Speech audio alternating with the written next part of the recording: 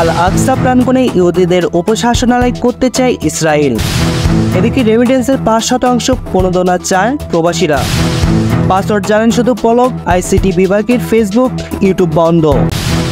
এদিকে প্রবাসীদের জন্য কঠিন হচ্ছে কানাডার কর্মসংস্থান। রাষ্ট্র সংস্কারে আগ্রহী প্রবাসীরা।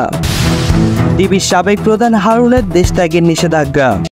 সবশেষ ওমানে বিক্ষোভ করে গ্রেপ্তার বহু বাংলাদেশি। আল আকসা প্রাঙ্গণে ইহুদিদের উপশাসনালয় করতে চায় ইসরায়েল। ইসরায়েলের উগ্র ডানপন্থী নেতা ও জাতীয় নিরাপত্তা মন্ত্রী ইতামার বেন গভির বলেছেন, তিনি সুযোগ পেলে জেরুজালেমের পবিত্র আল আকসা মসজিদ প্রাঙ্গণে একটি ইহুদি উপশাসনালয় তৈরি করবেন। তার এই বক্তব্য কেন্দ্র করে সৌদি আরব, কাতার, জর্ডান সহ অন্যান্য মুসলিম দেশগুলোতে নতুন করে ক্ষোভ ছড়িয়ে পড়েছে। সেই সঙ্গে প্রশ্ন উঠেছে ইসরায়েলি সরকারের নীতিমালা নিয়েও। সোমবার ২৬শে আগস্ট আর্মি রেডিওকে দেওয়া সাক্ষাৎকারে বেন গভির বলেন, সম্ভব হলে আমি পবিত্র আল আকসা মসজিদ প্রাঙ্গণে একটি নিসাগক অর্থাৎ ইহুদি উপশাসনালয় তৈরি করব। আমার চাওয়া অনুযায়ী যদি আমি কিছু করতে পারতাম তাহলে আমি ওই জায়গায় একটি ইসরায়েলি পতাকাও লাগাতাম। আল আকসাকে ইহুদিরা তাদের টেম্পল মাউন্ট বা সবচেয়ে পবিত্র স্থান হিসেবে দাবি করে। ২০২২ সালে ইসরায়েলের জাতীয় নিরাপত্তা মন্ত্রী হিসেবে দায়িত্ব নেওয়ার পর থেকে অন্তত ৬ বার ওই বিরোধীপূর্ণ জায়গাটি পরিদর্শন করেছে বেন গভির। এই নিয়ে তিনি তীব্র সমালোচনার মুখোমুখি হয়েছেন।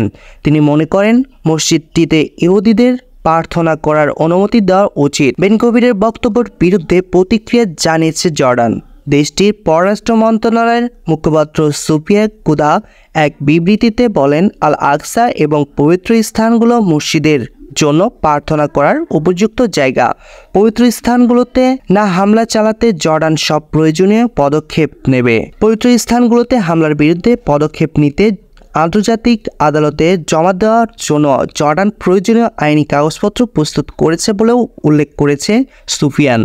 সৌদি আরব এবং কাতার ইসরায়েলি মন্ত্রীর বক্তব্য নিন্দা জানিয়েছে। দেশটির পররাষ্ট্র মন্ত্রণালয় এক বিবৃতিতে বলেছে, পবিত্র আল আকসা মসজিদে ঐতিহাসিক ও আইনত মর্যাদা প্রতি শ্রদ্ধাশীল থাকার প্রয়োজনীয়তার ওপর জোর দিচ্ছে সৌদি আরব। কাতারের পররাষ্ট্র মন্ত্রণালয় আল আকসা মসজিদ প্রাঙ্গণে সিনাগন তৈরি ইঙ্গিতে নিন্দা জানিয়েছে। তারা একে পুরো বিশ্বের মুসলিমদের অনুভূতিতে আঘাত বলে উল্লেখ করেছে। এই ধরনের বক্তব্যের কারণে গাজায় যুদ্ধবিরতিতে পৌঁছানোর প্রচেষ্টা ক্ষুণ্ণ হতে পারে বলেও সতর্ক করেছে দেশটি। শুধু মুসলিম দেশগুলো নয়, কয়েকজন ইসরায়েলি কর্মকর্তাও বেন গভিরের এই বক্তব্য নিন্দা জানিয়েছে।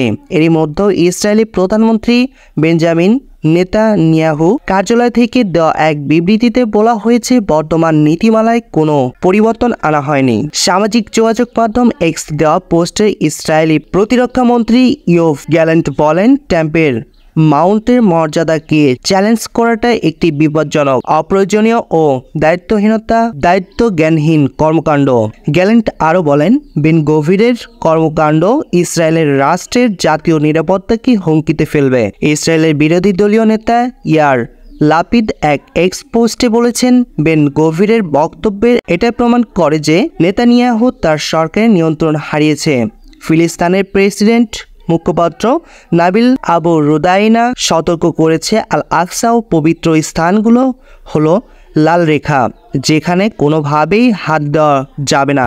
এদিকে ফিলিস্তিনের স্বাধীনতা কর্মী সংগঠন হামাস বলেছে, ইসরায়েলি মন্ত্রীর বক্তব্যটি বিপজ্জনক। তারা পবিত্র স্থানগুলো সুরক্ষার দায়িত্ব নিতে আরব ও ইসলামী দেশগুলোকে আহ্বান জানিয়েছে। ধন্যবাদ সবাইকে। পরবর্তী নিউজ আপডেট পেতে প্রবাসী নিউজ 24 এর সাথে থাকুন।